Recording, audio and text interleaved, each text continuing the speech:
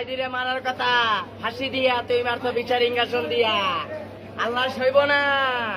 তুই হাসিনা সইলে আল্লাহ সইব না যদি চাও রক্তের নদী পার করিতে ধরব বাজি যদি চাও ইমানের পথে শহীদ হইতে রাজি কোরআনের প্রেম বুকে যার সে মানুষ সইবে না আর সে মানুষ সইবে না আর হলে কোরআনের অপমান যাবে রে আমার মুসলমান ও